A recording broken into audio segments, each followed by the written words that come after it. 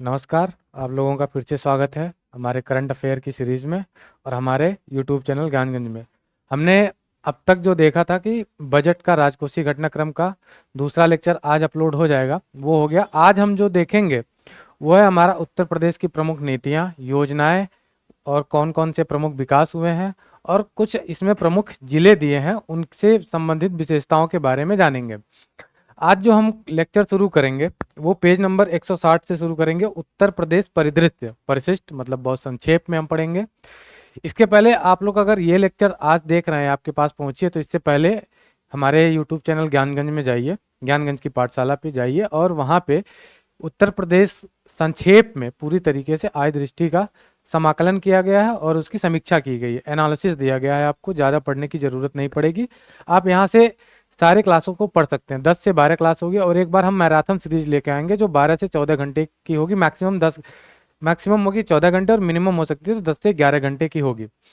तो आज की क्लास शुरू करते हैं, ज़्यादा बातचीत नहीं करते हैं। हमने इससे पहले उत्तर प्रदेश के प्रमुख योजनाओं के पीछे जो प्रमुख घटनाक्रम थे राजकोषीय में, उसमें हमने देख लिया था, कुछ उसमें सूचकांक बाकी थी, उसको हमने देख लिया था। तो आज चलिए शुरू करते हैं उत्तर प्रदेश। तो पेज नंबर 160 ओपन करिए, उसमें लिखा है कि राज्य की राजनीतिक, सामाजिक, धार्मिक, शैक्षणिक घटनाओं एवं विभिन्न मंत्रालयों की घटनाओं पर नजर डालेंगे। उत्तर प्रदेश से संबंधित प्रमुख मंत्रालय कौन कौन से हैं, उनसे संबंधित जो मंत्रालय है वो उस मंत्रालय ने क्या योजनाएं लाया है और क्या प्रमुख अभियान लेके आए हैं, उससे उसको समझते हैं। सबसे पहला है यूपी मार्गदर्शी अभियान। तो यूपी मार्गदर्शी है क्या? 6 सितंबर 2025 को उत्तर प्रदेश के मुख्यमंत्री योगी आदित्यनाथ 1.5 लाख जन सेवा केंद्रों के माध्यम से परिवहन सेवाओं के शुभारंभ के पश्चात डिजिटल बस ट्रैकिंग ऐप, तो यूपी मार्गदर्शी जो है वो है digital digital bus tracking app. जैसे कि जीपीएस ट्रैकिंग सिस्टम होता है, उसके माध्यम से यूपी में जितने भी सरकारी परिवहन चलते हैं उनकी ट्रैकिंग की जाएगी। ठीक है, इसमें जो नंबर प्रमुख दिया गया, जैसे कि हेल्पलाइन नंबर पुलिस के लिए 100 डायल करते हैं, 112 और डायल करते हैं, और अन्य हेल्पलाइन नंबर है, उसी की तरह एक परिवहन हेल्पलाइन नंबर शुरू किया गया है 149। तो अगर दे दिया कि यूपी में परिवहन हेल्पलाइन नंबर क्या है, तो 149 ठीक है।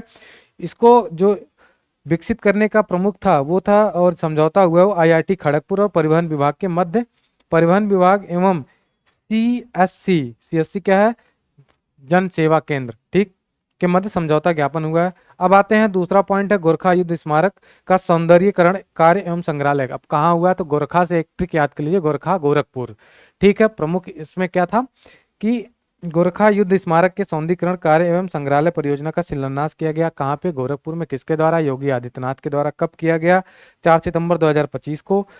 किसको समर्पित है? तो ये कार्यक्रम मुख्यतः जो है वीर नारियों को समर्पित है, पुरुष को नहीं, वीर नारियों को समर्पित है। क्या? गोरखा युद्ध स्मारक। ठीक है, इसके नीचे है उत्तर प्रदेश इलेक्ट्रॉनिक घटक विनिर्माण नीति। अब समझेंगे कि ये कब लागू हुआ, तो ये 1 अप्रैल को। कब किसने मंजूरी दी? उत्तर प्रदेश मंत्रिमंडल ने मंजूरी दी। कितने वर्षों के लिए है? तो 6 वर्षों के लिए अवधि है, 2025 से 2031 तक के लिए। ठीक, जो इसके लिए एक नोडल मंत्रालय बनाया जाएगा, किसके द्वारा? उत्तर प्रदेश सरकार के द्वारा। तो सब समझ लेते हैं कि उत्तर प्रदेश जो इलेक्ट्रॉनिक्स घटक विनिर्माण नीति थे, इसका मतलब क्या है। तो उत्तर प्रदेश जो इलेक्ट्रॉनिक्स घटक विनिर्माण नीति थे, उसमें राज्य में इलेक्ट्रॉनिक्स कंपोनेंट्स का उत्पादन बढ़ाना, आयात को कम करना, रोजगार सृजन पैदा करना है। सिंपल सा मतलब है, जो इलेक्ट्रॉनिक आपका विनिर्माण घटक का मतलब होता है कंपोनेंट, जो छोटे छोटे टुकड़े होते हैं, जैसे कार्बोरेटर, कांच बनाना, एलिमेंट्स बनाना, बैटरी बनाना, इन सब का जो इलेक्ट्रॉनिक कंपोनेंट है, इस तरीके की चीज़ें, जैसे बल्ब बनाना, इन सब की इकाइयों का निर्माण करना किसमें? उत्तर प्रदेश में, ताकि हम अन्य राज्यों से और विदेशी आयात से बच सकें, उन पे हमारी निर्भरता कम हो। ठीक, अब आ जाते हैं उत्तर प्रदेश निर्यात प्रोत्साहन नीति। 2 सितंबर 2025 को उत्तर प्रदेश मंत्रिमंडल ने उत्तर प्रदेश निर्यात प्रोत्साहन नीति 2025 से 2030 के लिए प्रस्तावित किया। ठीक है, नीति के प्रभावी क्रियान्वयन, अनुश्रवण और रणनीतिक परिणामों को सुनिश्चित करने के लिए पर्याप्त निर्यात प्रोत्साहन ब्यूरो उत्तर प्रदेश में प्रोजेक्ट मैनेजमेंट यूनिट की स्थापना करना है। ठीक है, तो इसमें प्रमुख है निर्यात नीति में क्या स्थापना करना है? निर्यात प्रोत्साहन ब्यूरो उत्तर प्रदेश में प्रोजेक्ट मैनेजमेंट यूनिट की स्थापना करेगा। कौन? निर्यात प्रोत्साहन ब्यूरो। ठीक है, अब है उत्तर प्रदेश आउटसोर्स सेवा निगम। तो यह है क्या और क्या समझते हैं? उत्तर प्रदेश आउटसोर्स सेवा निगम 2 सितंबर 2025 को उत्तर प्रदेश मंत्रिमंडल द्वारा कंपनीज अधिनियम 2013 के सेक्शन 8 के अंतर्गत एक गैर लाभकारी ऑर्गेनाइजेशन के रूप में उत्तर प्रदेश आउटसोर्स सेवा निगम का गठन किया गया। ठीक, बस इसमें और कुछ जानना नहीं है, किसने किया है ये जानना है। तो एक गैर एनजीओ के रूप में किया गया है 2000 कंपनी एक्ट 2013 के तहत। अब आते हैं गोरखपुर। 17 अगस्त 2025 को उत्तर प्रदेश के मुख्यमंत्री योगी आदित्यनाथ ने गोरखपुर जिले में टोरेंट समूह के ग्रीन हाइड्रोजन संयंत्र का लोकार्पण किया है। तो गोरखपुर में जो है ग्रीन हाइड्रोजन संयंत्र का उत्पादन किया, हाइड्रोजन का संयंत्र का लोकार्पण किया गया। तो उत्तर प्रदेश में अपनी तरह का ये पहला ग्रीन हाइड्रोजन संयंत्र है। तो कहा सबसे उत्तर प्रदेश में सबसे पहला ग्रीन हाइड्रोजन संयंत्र की स्थापना कहाँ की गई? तो गोरखपुर में की गई है। किसके सहयोग से की गई है? तो उत्तर प्रदेश सरकार और टोरंटो समूह के माध्यम से की गई। ठीक, अब है उत्तर प्रदेश श्री बांके बिहारी जी मंदिर न्यास विधेयक। तो इसमें कुछ प्रमुख नहीं है, बस ये जानना कि ये एक न्यास वो होता है ट्रस्ट जिसको कहते हैं। मथुरा के वृंदावन में स्थित श्री बांके बिहारी जी मंदिर के प्रबंधन को बेहतर बनाना है। ठीक है, राज्य सरकार इनके सदस्यों की नियुक्त करेगी, न कि कोई मंदिर प्रशासन नियुक्त करेगा। इसमें एक इंपॉर्टेंट पॉइंट है कि जो मथुरा के वृंदावन में जो है जो न्यास बनाई जाएगी, किसके लिए? श्री बांके बिहारी मंदिर जी न्यास, उसमें जो ट्रस्ट मेंबर्स होंगे उनकी नियुक्ति राज्य सरकार के द्वारा किया जाएगा। उत्तर प्रदेश ग्रामीण आबादी अभिलेख विधेयक 2025, इसको देख लेते हैं। इसको आप लोग पढ़ लीजिएगा, इसमें कुछ खास है नहीं। अब भारत रत्न श्री अटल बिहारी वाजपेयी चिवनिंग उत्तर प्रदेश राज्य सरकार छात्रवृत्ति योजना। अब यह है क्या? तो इसमें क्या है कि 5 प्रतिभाशाली छात्रों को विदेश में पढ़ने के लिए, विदेश मतलब यूके, मेनली यूके, अगर एक्सटर्नल भारत के बाहर अगर किसी को पढ़ना होगा तो उसमें एक स्पेसिफिक एरिया देश को चुना गया है, एक क्षेत्र को चुना गया जो यूके को। मैंने कल आपसे पूछा था कि यूके में कौन कौन से राज्य हैं, तो आप लोगों ने बताया नहीं। आप लोग कमेंट करके जरूर बताइएगा कि यूके में कौन कौन से देश हैं। सॉरी, ठीक, ऑप्शन मैं देता हूँ। आपका हो गया Scotland, Wales, Northern Ireland, Ireland और इंग्लैंड। इन सभी में से यूके में कौन है और ग्रेट ब्रिटेन में कौन है, आप बताइएगा। तो यूके में the foreign Commonwealth and development office के सहयोग से संचालित किया जाएगा। कितने? केवल 5 प्रतिभाशाली छात्रों को छात्रवृत्ति प्रदान की जाएगी मास्टर डिग्री के लिए। ठीक, पीजी करने के लिए। अब है चित्रकूट लिंक एक्सप्रेसवे। 22 जुलाई 2025 को उत्तर प्रदेश मंत्रिमंडल द्वारा चित्रकूट को बुंदेलखंड एक्सप्रेसवे से जोड़ने के लिए चित्रकूट लिंक एक्सप्रेसवे विकसित करने के प्रस्ताव को मंजूरी दी है। यह लिंक एक्सप्रेसवे है 15.172 किलोमीटर लंबा होगा। ठीक है, अब समझ लेते हैं उत्तर प्रदेश में कुछ प्रमुख एक्सप्रेसवे हैं, उन कहाँ से शुरू होता है, कहाँ पे खत्म होता है और कितने जिलों में ये इसका विस्तार है। सबसे पहला जो उत्तर प्रदेश का सबसे फेमस है वो है आगरा एक्सप्रेसवे। प्रारंभ होता है खैरिया गांव से आगरा में, समाप्त होता है सरोसा भरोसा में लखनऊ में। ठीक है, कितनों जिलों में जाता है? 10 जिलों में। कहाँ कहाँ से? आगरा, फिरोजाबाद, मैनपुरी, इटावा, औरैया, कन्नौज, कानपुर नगर, उन्नाव, हरदोई और लखनऊ। 10 जिलों से टोटल लेंथ इसकी है 302 किलोमीटर। अब आते हैं पूर्वांचल एक्सप्रेस पे, बहुत चर्चा में रहा है। कहाँ से शुरू होता है? चांदसराय गोसाईगंज लखनऊ से, हैदरिया गांव गाजीपुर में जाके समाप्त होता है। टोटल 8 जिलों में, लखनऊ, बाराबंकी, अमेठी, सुल्तानपुर, अंबेडकर नगर, आजमगढ़, मऊ और गाजीपुर। लेंथ है 340.8 किलोमीटर। गंगा फेज 1 का जो निर्माण किया गया गंगा एक्सप्रेसवे जिसको कहते हैं, बिजौली मेरठ से शुरू होगा, खत्म कहाँ होगा? जौदापुर, डांडू प्रयागराज में, या दांडू प्रयागराज में। कितने जिलों से जाके होके गुजरेगा? 12 जिलों से। कौन कौन से हैं? मेरठ, हापुड़, बुलंदशहर, अमरोहा, संभल, बदायूं, हरदोई, शाहजहांपुर, उन्नाव, रायबरेली, प्रतापगढ़ और प्रयागराज। ठीक है, टोटल लेंथ है 594 किलोमीटर। अब आप लोग आ जाइए, एक्वा कल्चर परियोजना उत्तर प्रदेश की है, 22 जुलाई 2025 को शुरू किया गया है। इसमें मुख्यतः जो है उत्तर प्रदेश मंत्रिमंडल ने Uttar Pradesh agriculture growth and rural enterprises ecosystem strengthening परियोजना जिसको कहते हैं यूपी एग्रीज के तहत एक्वा कल्चर परियोजना को मंजूरी दी है। अब आप लोग बताइएगा यूपी एग्रीज जो परियोजना है कब शुरू की गई थी? इसके तहत सबसे प्रमुख है कि सबसे नीचे है तीसरे पॉइंट पे, साथ ही मंत्रिमंडल ने यूपी एग्रीज परियोजना के तहत जेवर हवाई अड्डे के निकट एग्री एक्सपोर्ट हब का स्थापित करने हेतु Innova food park Kolar Karnataka को भी अनुदान सहायता देने की मंजूरी प्रदान की है। ठीक है, अब आते हैं इसमें WHO हर्बल औषधियों के लिए अंतर्राष्ट्रीय नियामक सहयोग IRCH कार्यशाला 2025 6 से 8 अगस्त 2025 के मध्य यह कार्यशाला गाजियाबाद उत्तर प्रदेश में आयोजित किया गया। तो इसमें एक ही पॉइंट है कि WHO का जो IRCH कार्यशाला है कहाँ आयोजित किया गया, तो गाजियाबाद उत्तर प्रदेश। सीएम युवा कॉन्क्लेव एंड एक्सपो 2025 कहाँ आयोजित किया गया, लखनऊ में। ठीक है, युवा आध्यात्मिक शिखर सम्मेलन 2025 कहाँ आयोजित किया, इसमें प्रमुख है क्या, 18 से 20 जुलाई 2025 वाराणसी में आयोजित किया गया था। इस सम्मेलन का प्रमुख थीम इसकी जो है नशा मुक्त युवा भारत, नशा मुक्त युवा फॉर विकसित भारत। अब इसके जस्ट नीचे उत्तर प्रदेश UNDP के मध्य समझौता, उत्तर प्रदेश और यूनाइटेड नेशन डेवलपमेंट प्रोग्राम के मध्य एक समझौता हुआ क्या, राज्य आपदा प्रबंधन को अधिक प्रभावशाली बनाने के लिए, जैसे बाढ़ से, ठीक, भूकंप अगर उत्तर प्रदेश में आता है तो उससे संबंधित अन्य और है, बाढ़ और कुछ बीमारियां उत्पन्न होती हैं उससे संबंधित, कोविड जैसी महामारी आती है, तो राज्य आपदा प्रबंधन के साथ मिलकर कैसे बेहतर संचालन किया जा सकता है, आपदा को प्रबंधन को और प्रभावी कैसे बनाया जा सकता है, इससे संबंधित एक समझौता हुआ है। ठीक है, उत्तर प्रदेश, इसके जस्ट नीचे आइए, उत्तर प्रदेश में संपत्ति की रजिस्ट्री बैनामा पर महिलाओं की स्टाम्प ड्यूटी में छूट की राशि में वृद्धि की गई है।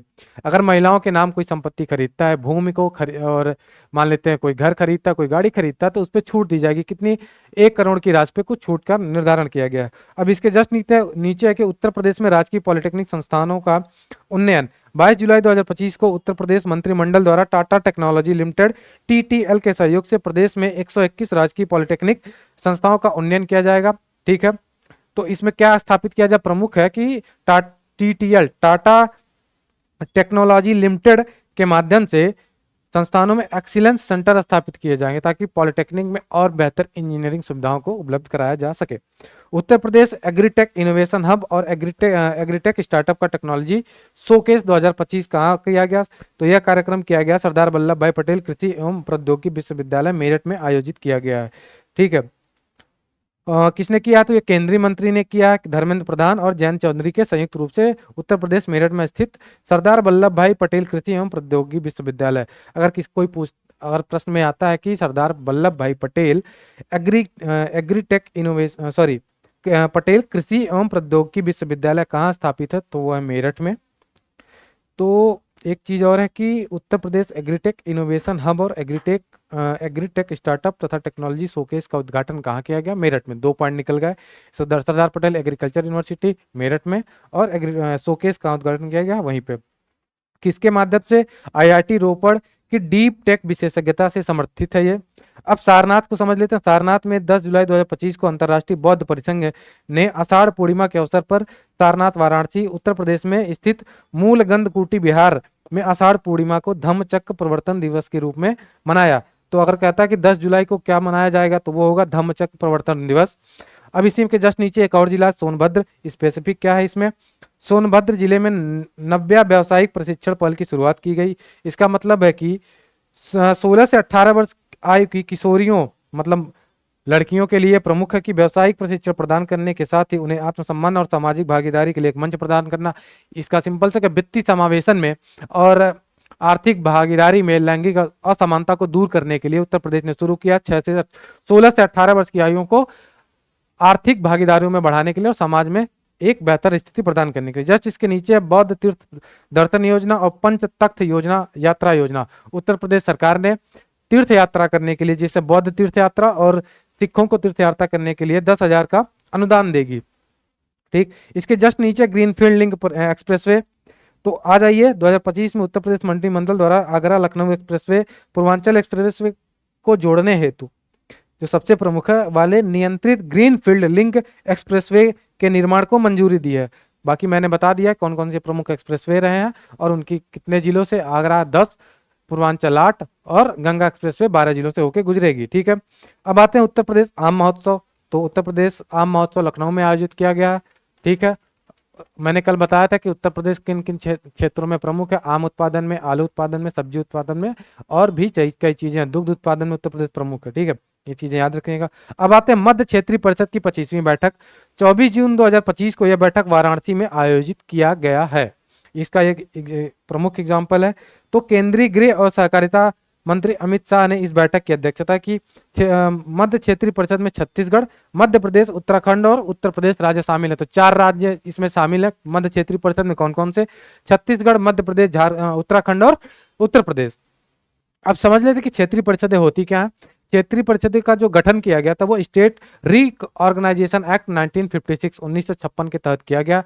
भारत में कुल कितनी क्षेत्रीय परिषदें हैं? 5। कौन कौन सी? उत्तरी, मध्य, पूर्वी, पश्चिमी और दक्षिणी। तो हम किस में आते हैं? उत्तर प्रदेश मध्य में आता है, ठीक है। और एक और क्षेत्रीय परिषद है जिसको कहते हैं पूर्वोत्तर क्षेत्रीय परिषद, उसका गठन इस एक्ट के तहत न करके अलग एक्ट के तहत किया गया था जिसका नाम था पूर्वोत्तर क्षेत्रीय परिषद अधिनियम 1971, ठीक है। संरचना क्या होती है क्षेत्रीय परिषदों की? गृह मंत्री इसका अध्यक्ष होता है। तो अगर कोई भी क्षेत्रीय परिषद हो तो जो भी भारत का गृह मंत्री होगा वो स्वाभाविक रूप से पदेन सभापति हो जाता है क्षेत्रीय परिषदों का।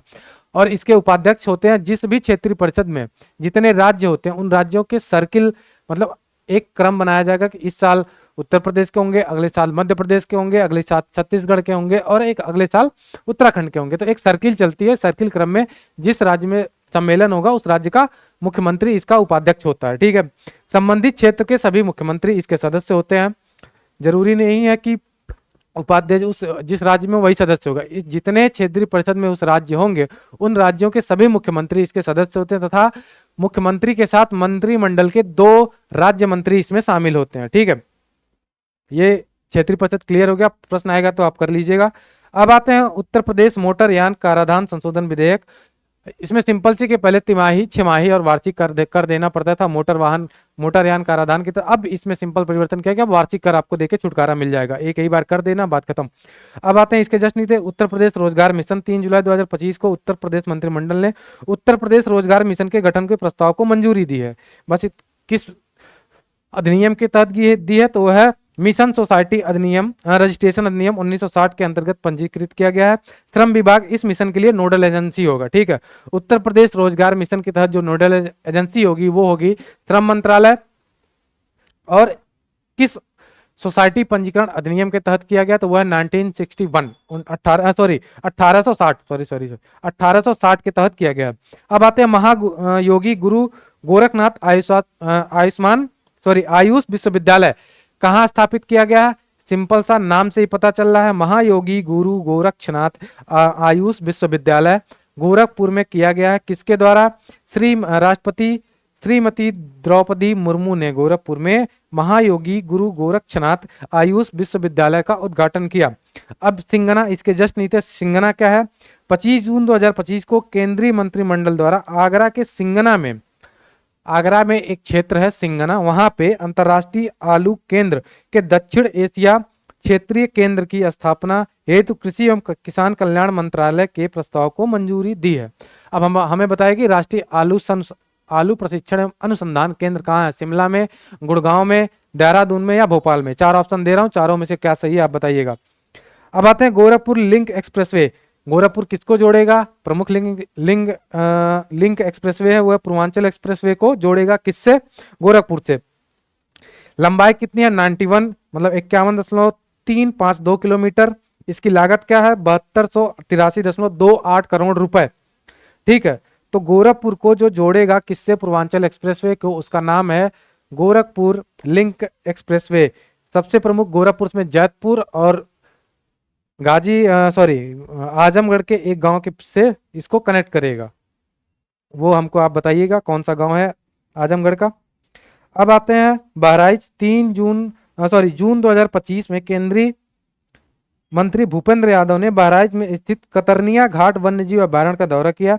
उन्होंने वन अधिकारियों के साथ घड़ियालों के संरक्षण को बढ़ावा देने के लिए गेरुआ नदी में घड़ियाल के 7 बच्चे छोड़े। अब हमको बताइएगा कि गेरुआ नदी किसकी सहायक नदी है? घाघरा की, गोमती की, गंडक की या गंगा की? तो इसका जो सही ऑप्शन है वो घाघरा, मैं ही बता देता हूं, घाघरा नदी की सहायक नदी है कौन सी? गेरुआ नदी। मानव वन्यजीव संघर्ष प्रबंधन कार्यशाला भी कहाँ शुरू किया गया है? दुधवा टाइगर रिजर्व में। उत्तर प्रदेश के पूर्व अग्निवीरों को आरक्षण दिया गया, ठीक है। किसमें? पुलिस भर्ती में, आरक्षित पुलिस भर्तियों में 20% का आरक्षण दिया जाएगा। अब है गोरखपुर में गार्बेज ट्रांसफर स्टेशन का लोकार्पण किया गया है। अगला पॉइंट है गोरखपुर में गार्बेज ट्रांसफर स्टेशन का लोकार्पण किया गया है। 29 अप्रैल 2025 को मुख्यमंत्री योगी आदित्यनाथ ने गोरखपुर के चरगावा में 200 टीपीडी क्षमता के गार्बेज ट्रांसफर स्टेशन का लोकार्पण किया। टीपीडी का मतलब टन पर डे, इतना कचरा डेली ट्रांसफर किया जाएगा, ठीक है। चरगावा में किसका मुख्यालय हमको बताइएगा? पॉलिटेक्निक का, एनआईटी का, आईआईटी का, फिर एआईईई का। आप लोग बताइएगा। यह स्टेशन गोरखपुर नगर निगम गोरखपुर द्वारा विकसित किया जाएगा। एनएमसीजी की 63वीं बैठक कहाँ हुई है? नई दिल्ली में। बस इतना जानना है। और एक और इम्पॉर्टेंट फैक्ट इसमें ये जान लीजिए कि उत्तर प्रदेश के शहर आगरा में सीवेज प्रबंधन परियोजना शुरू की गई है। कहाँ पे? नई दिल्ली की राष्ट्रीय गंगा स्वच्छ गंगा मिशन के तहत। अब एक प्रश्न है कि राष्ट्रीय स्वच्छ गंगा मिशन का शुरुआत कब हुआ था, किसके कार्यकाल, किस प्रधानमंत्री के कार्यकाल में की गई थी, बताइएगा। पंचायत उत्सव भवन का निर्माण कराए जाने की परियोजना। अब एक पंचायत भवन बनाया जाएगा। पंचायत भवन होता है ग्राम सभाओं में, वहां पे उत्सव मनाने के लिए एक योजना लाया गया है। ठीक है। अमृत 2.0 योजना उत्तर प्रदेश। 15 मई 2025 को उत्तर प्रदेश मंत्रिमंडल द्वारा Amrut 2.0 Atal mission for rejuvenation and urban transformation 2.0 परियोजना के अंतर्गत स्वीकृत प्रस्तावित परियोजनाओं हेतु नगरीय निकायों का देय निकायांश घटाए जाने एवं निकायांश घटाए जाने के राज्यांश पर पड़ने वाले व्यय भार राज्य सरकार द्वारा वहन किए जाने हेतु प्रस्ताव का अनुमोदन किया गया। अमृत 2.0 योजना जो भारत सरकार की अमृत योजना थी, जिसमें स्मार्ट सिटी और अन्य शहरी निर्माण विनिर्माण क्षेत्र को बढ़ावा देने का योगदान था। लेकिन अभी राज्यांश केंद्र सरकार ने अपने भारांश को कम कर लिया है जो बजट का, तो इससे जो प्रभाव पड़ेगा राज्यों पे, उसको उस भारांश को बेहतर करने के लिए उत्तर प्रदेश सरकार ने एक प्रस्ताव पारित किया है। पंचायत आपूर्ति एवं प्रोत्साहन योजना, ये आप लोग देखिएगा। अब आते हैं लखनऊ।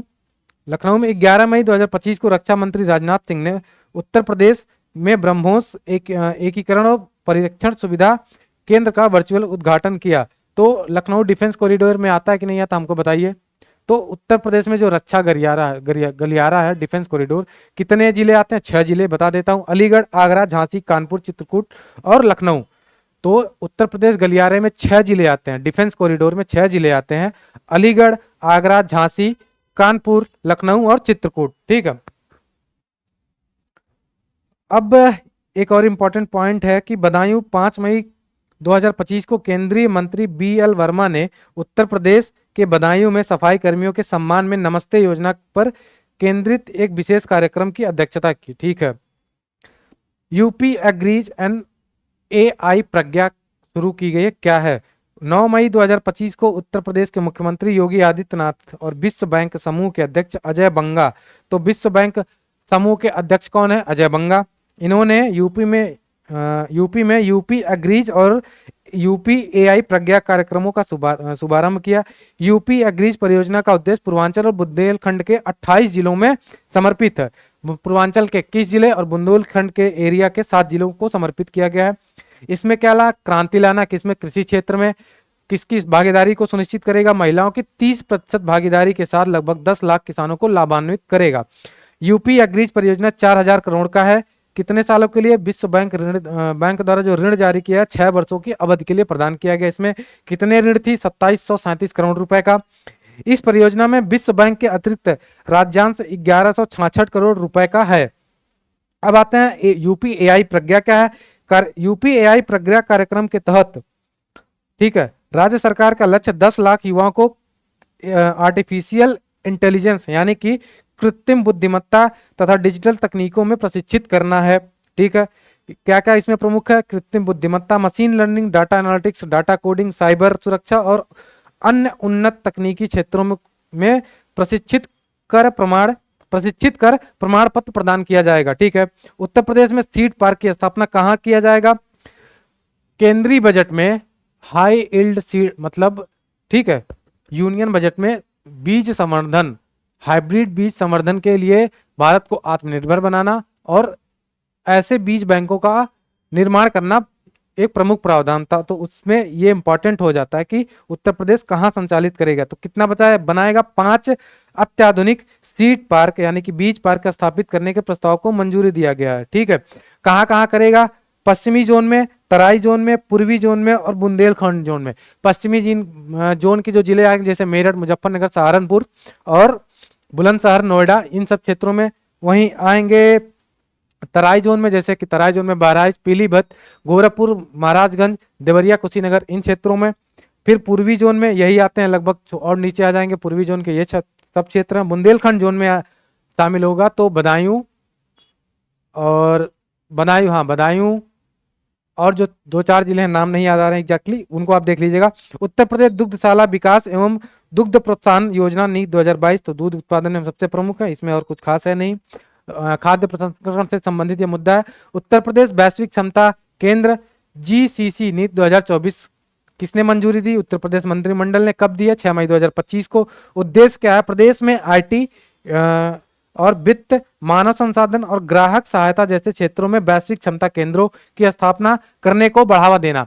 केंद्रीय बजट में एक प्रावधान था क्या? ग्लोबल क्षमता के उद्यमिता केंद्रों की स्थापना करना, यानी कि ग्लोबल क्षमता जैसी उद्यमिता केंद्रों की स्थापना करना, ताकि विदेश से हमको निर्यात मिल सके। विदेशी एमएनसी जो है, बड़ी बड़ी मल्टीनेशनल कंपनियां हैं, वो आके निवेश कर सके, उनको बेहतर सुविधा किसका? संचार का, बिजली का, परिवहन का और खाने पीने की बेहतर सुविधा, होटल मैकेनिज्म का बेहतर सुविधा उपलब्ध हो सके। इसी प्रकार का एक वैश्विक क्षमता केंद्र उत्तर प्रदेश भी शुरू करेगा बनाने के लिए। ठीक है, कितने? टीयर 1, टीयर 2 और टीयर 3 के शहरों को विकसित करने में, जैसे टीयर 1 के शहरों में ग्रेटर नोएडा हो गया, गाजियाबाद के शहर हो गए, लखनऊ के, कानपुर के, ठीक इस प्रकार के शहरों में विकास करने की बात की गई है। अब आते हैं आगरा। फिर से एक आगरा में इंपॉर्टेंट पॉइंट है। 25 अप्रैल 2025 को मुख्यमंत्री ने आगरा में 30वें भीम नगरी समारोह का उद्घाटन किया है। किससे संबंधित है? डॉक्टर भीमराव शोभा यात्रा से की शुभारंभ की है। तो ये इंपॉर्टेंट हो जाता है क्योंकि डॉक्टर भीमराव अंबेडकर काफी मुद्दे में रहे हैं। ठीक, संविधान की आत्मा डॉक्टर भीमराव अंबेडकर ने किस अनुच्छेद को कहा है? आप लोग बताइएगा। दातव्य की जीरो पॉवर्टी का अभियान डॉक्टर अंबेडकर के नाम पर जाना जाएगा। तो अगर आ गया कि डॉक्टर भीमराव अंबेडकर अभियान किससे संबंधित है, तो वो है जीरो पॉवर्टी, यानी कि जीरो गरीबी। उत्तर प्रदेश सरकार जीरो गरीबी के लिए एक अभियान चलाई है जिसको कहते हैं डॉक्टर भीमराव अंबेडकर गरीबी अभियान। ये इससे संबंधित अगर आता है तो। केयान डिस्टिलरी प्राइवेट लिमिटेड के प्लांट का लोकार्पण किया गया। ये एक एथेनॉल प्लांट है। कहाँ पे किया है? गोरखपुर में किया गया। बस इतना जानना जरूरी है। किसके सहयोग से किया गया? तो उत्तर प्रदेश सरकार। ठीक है, और केयान डिस्टिलरी प्राइवेट लिमिटेड के माध्यम से किया गया। सुपर मेगा प्रोजेक्ट है। तो उत्तर प्रदेश सरकार की जो प्रमुख एक क्षेत्र है गोरखपुर औद्योगिक विकास प्राधिकरण, इसमें प्रमुख हो जाता है। ठीक है, 30 एकड़ में है। श्रृंगवेरपुर धाम कहाँ पे है? श्रृंगवेरपुर धाम प्रयागराज में मर्यादा पुरुषोत्तम प्रभु श्री राम के प्रिय सखा भगवान निषाद राज गुहा के जन्मोत्सव के अवसर पर आयोजित किया गया है। आते हैं वाराणसी में डॉल्फिन सफारी। हमको बताइएगा भारत में पहली डॉल्फिन सफारी कहाँ शुरू की गई थी? बिहार में, पश्चिम बंगाल, असम या उत्तर प्रदेश में? अब आते हैं बिठूर महोत्सव। 21 से 23 मार्च 2025 तक कानपुर में बिठूर महोत्सव का आयोजन किया गया है। बिठूर महोत्सव जो प्रेजेंट करता है वो उत्तर प्रदेश और महाराष्ट्र के सांस्कृतिक कार्यक्रम, सांस्कृतिक रिलेशनशिप को ठीक प्रतिवर्ष मनाया जाता है। ऐतिहासिक और पौराणिक स्थल बिठूर में। हमको बताइएगा कि 1857 की क्रांति में बिठूर से, जो बिठूर का किला है यानी कि कानपुर से, किस जो क्रांतिकारी थे उन्होंने शुरुआत की थी? किसकी? 1857 की क्रांति में महत्वपूर्ण योगदान उनका था। नाम बताइएगा। तात्या टोपे, नाना साहेब या फिर कोई फडणवीस? तो आप बताइएगा। इस वर्ष यह महोत्सव उत्तर प्रदेश और महाराष्ट्र की साझा संस्कृत और ऐतिहासिक विरासत पर आधारित है। ठीक है, मराठा जो माने जाते हैं मेनली कंसीडर, जो उनका क्षेत्र है महाराष्ट्र का एरिया। ठीक, अब आते हैं काशी तमिल संगमम KTS 3.0। तो 15 से 24 फरवरी 2025 तक वाराणसी में काशी तमिल संगमम 3 का आयोजन किया गया था। काशी 1 और 2 का आयोजन कहाँ किया गया था? आप बताइएगा। किससे संबंधित है? शिक्षा मंत्रालय से।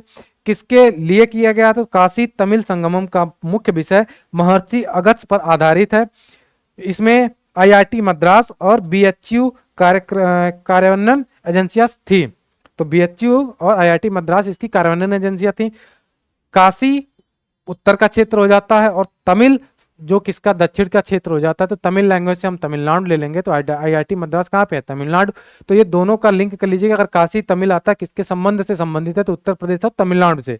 ठीक है, भारतीय कला इतिहास कांग्रेस का 32वां सत्र कहाँ आयोजित किया गया है? तो बताइए। हाँ, 8 से 10 फरवरी 2025 के मध्य भारतीय कला इतिहास कांग्रेस का 32वां सत्र नोएडा यानी कि भारतीय विरासत संस्थान नोएडा में किया गया है। किससे संबंधित है? संस्कृत मंत्रालय से संबंधित है। इस सम्मेलन का जो मुख्य विषय या थीम थी कला और संस्कृत में भारतीय महाकाव्यों का प्रतिपादन, फिर से उनको उन्मुख बनाना। ठीक। अंतर्राष्ट्रीय पक्षी महोत्सव 2025 कहाँ आयोजित किया गया? 16 से 18 फरवरी 2025 के मध्य प्रयागराज में। महाकुंभ 2025 में पर्यावरण संरक्षण और जैव विविधता को बढ़ावा देने के लिए अंतर्राष्ट्रीय पक्षी महोत्सव 2025 का आयोजन किया गया है। टोटल माइग्रेंट पंछियां जो है 200 के आसपास प्रवास करती हैं स्थानीय लेवल पे, कहाँ पे? इन क्षेत्रों में। ठीक। फिर से वाराणसी में एक प्रमुख तथ्य मिलता है हमको। 23 जनवरी 2025 को भारतीय अंतर्देशीय जलमार्ग प्राधिकरण द्वारा उत्तर प्रदेश के इस शहर को अपने मौजूदा उप कार्यालय को पूर्ण क्षेत्रीय कार्यालय के रूप में उन्नत करने की घोषणा की गई है।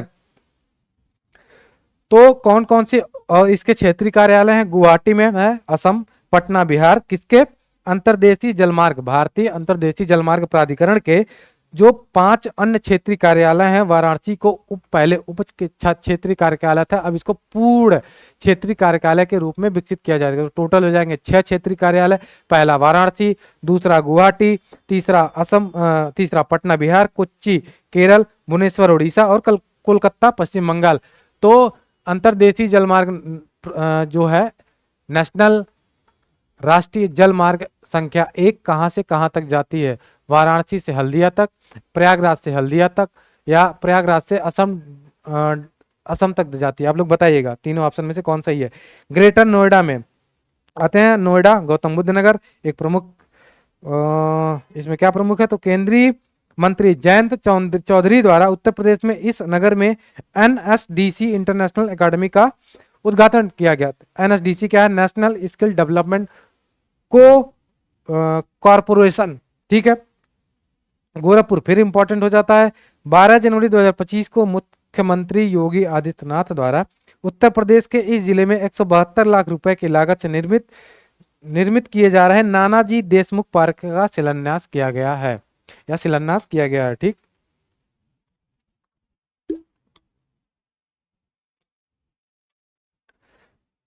उत्तर प्रदेश गौरव सम्मान 2025 देख लेते हैं क्या है। 24 से 26 जनवरी 2025 को अवध शिल्प ग्राम लखनऊ में आयोजित उत्तर प्रदेश स्थापना दिवस समारोह के दौरान यह सम्मान प्रदान किया गया। किसको किया गया? तो उत्तर प्रदेश गौरव सम्मान। ये एक तरीके का नया है अपने आप में, तो इसको याद करना जरूरी है। तो सबसे पहले आते हैं कृष्णकांत शुक्ल वाराणसी से, हिमांशु गुप्ता वृंदावन मथुरा से, मनीष वर्मा कानपुर से, कृष्णा यादव बुलंदशहर से, कर्नल सुभाष देसवाल बुलंदशहर और डॉक्टर जय सिंह बहराइच से। ठीक है। 6 व्यक्तियों को प्रदान किया गया। ये इंपॉर्टेंट हो जाता है। कहाँ कहाँ से? कृष्णकांत शुक्ल वाराणसी, हिमांशु गुप्ता वृंदावन मथुरा, मनीष वर्मा कानपुर, कृष्णा यादव बुलंदशहर, कर्नल सुभाष देसवाल बुलंदशहर, डॉक्टर जय सिंह बहराइच। अब आते हैं जनजाति सांस्कृतिक समागम 2025। फरवरी 2025 में महाकुंभ नगर प्रयागराज उत्तर प्रदेश में आयोजित किया गया। क्या? जनजाति सांस्कृतिक समागम का आयोजन कहाँ किया गया? तो प्रयागराज महाकुंभ शहर में किया गया है। ठीक। उत्तर प्रदेश सरकार वेस्टर्न सिडनी विश्वविद्यालय ऑस्ट्रेलिया के मध्य समझौता हुआ और इसकी एक कैंपस की शुरुआत की गई है। कहाँ पे? ग्रेटर नोएडा में।